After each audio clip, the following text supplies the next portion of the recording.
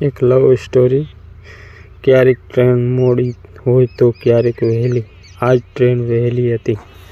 અમદાવાદથી નીકળી આજ હું બોટાદ જવા રવાના થયો હતો. હું અમદાવાદની ધૂળ ખાઈને રાત્રે 2 વાગે ટ્રેનમાં બેઠો.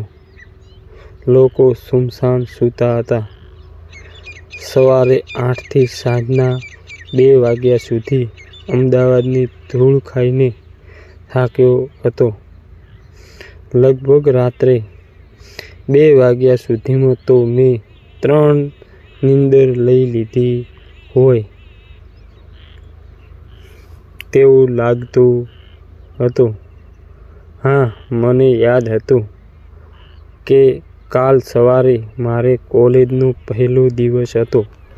મને થતું શું હશે મારી કોલેજમાં, કેવો હશે મારી કોલેજના પ્રોફેશનલ.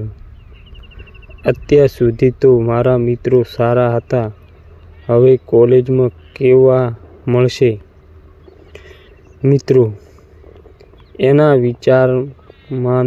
વિચારમાં જ આંખ મારી મીંચાઈ ગઈ.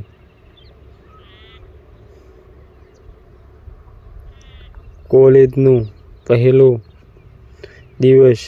આજ મારો કોલેજનો પહેલો દિવસ હતો. મને થતું શું હશે કોલેજમાં, કેવી હશે મારી કોલેજ. શું સરસ મજાના કપડાં પહેરી કોલેજમાં જવાની તૈયારી કરતો હતો. તું આવે છો ને આજ કોલેજ? મેં હા કહીને ફોન ટેબલ પર મૂક્યો. લગભગ 9:30 હું કોલેજમાં આવી ગયો હતો.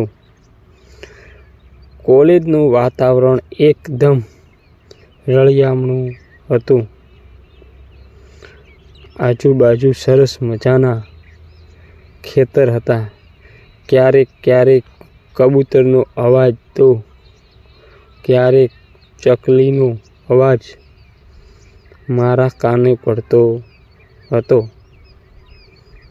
આવું રળિયામણું કોલેજ. અંદર પહોંચતા જ પ્રાર્થના શરૂ થઈ ગઈ હતી. મને અફસોસ હતો કે પહેલા દિવસે જ હું પ્રાર્થનામાં જોડાઈ ન શક્યો. કોલેજમાં પ્રવેશ કરતાં જ હું પહેલા જ પ્રિન્સિપાલને મળ્યો. પ્રિન્સિપાલના આવકારે મને ઘણો નિકટ લાવી દીધો. પ્રિન્સિપાલ છેક ક્લાસ સુધી મને મૂકવા આવ્યા અને કહ્યું, બેટા, આ તારો ક્લાસ છે. ત્યારે હું 2 ઘડી તે પ્રિન્સિપાલ સામે જોઈ રહ્યો અને ક્લાસમાં પ્રવેશ કર્યો.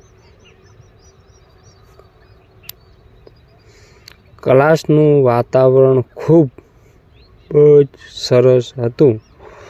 પહેલી વાર મળ્યા હોય તેવું લાગતું જ નહોતું. જાણે જન્મનો સાથ હોય તેમ બધા જ પક્ષીની જેમ કલરવ કરી રહ્યા હતા. એટલામાં જ મને આદર સહિત ક્લાસમાં મૂકવા આવેલ પ્રિન્સિપાલ ક્લાસમાં આવ્યા. તેમનો નિયમ હતો, જે વિદ્યાર્થી ક્લાસમાં નવા આવે તેનો ઇન્ટ્રોડક્શન લેતા.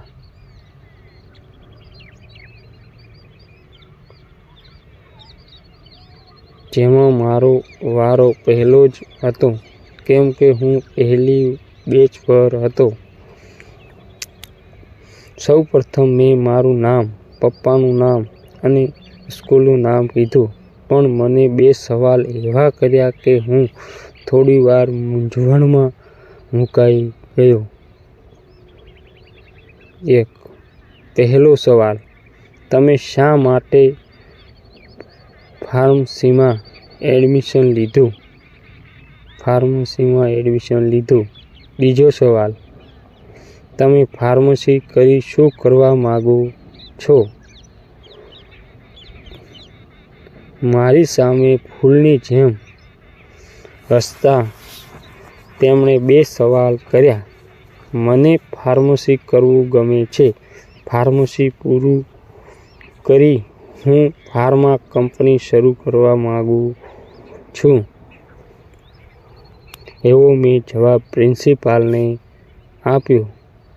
ત્યારે પ્રિન્સિપાલે, સરસ. મને તેમણે કહ્યું, અમારું લેક્ચર થોડી વાર પછી પૂરો થયો. હું થોડી વાર આમ તેમ બેન્ચ પર થયો. ત્યાં જ મારી નજર એક બેન્ચ પર પડી. તેની ભૂરી આંખ, ગુલાબી હોઠ, લીલા રંગનો પટ્ટાવાળો ડ્રેસ અને ક્યારેક ક્યારેક બારીમાંથી આવતા પવનની ઝલકથી તેના માથા પરના વાળ ચહેરાને વધુ સુંદર બનાવતા હતા. હું કંઈ આગળ વિચાર કરવા જાઉં ત્યાં તેમણે પણ મારી તરફ નજર કરી.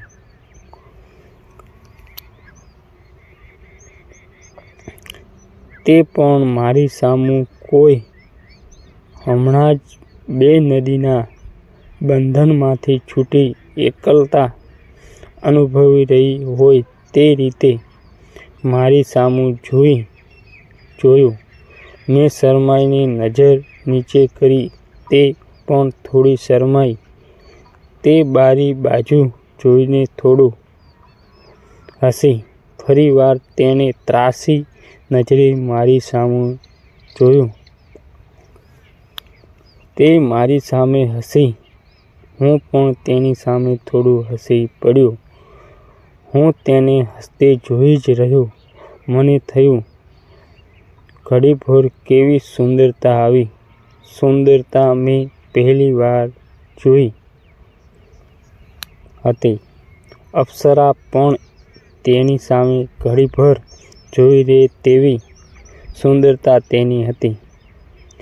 મને તેની બાજુમાં બેસી કલાકો સુધી તેનો ચહેરો જોવા આજ મન થઈ ગયું. મને થયું, શું નામ હશે એનું?